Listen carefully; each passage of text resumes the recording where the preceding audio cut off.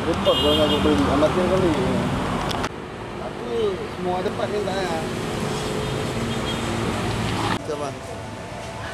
Tapi di Ediko cuma yang siap. Ini semakin independen.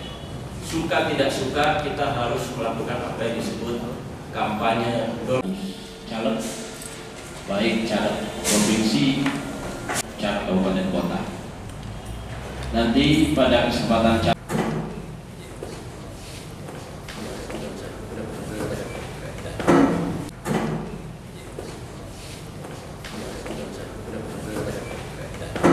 Aceh akan menargetkan 70% kemenangan untuk Pak Jokowi.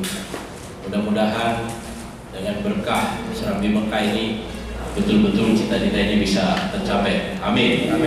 Wakil Ketua Tim Kampanye Nasional sekaligus koordinator Satari, dia adalah direktur konten partainya PSI.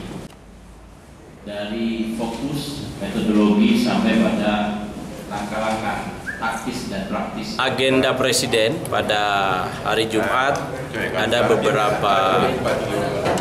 beberapa agenda. Yang pertama agenda kenegaraan, termasuk di dalamnya adalah peresmian PSN, Proyek Strategis Nasional. Yang kedua ada pertemuan dengan para daya, para kiai, para ulama. Target tadi oleh ketua tim kampanye daerah bersama seluruh tim itu menargetkan Pak Jokowi menang 70%. Oke, cukup ya. Oke.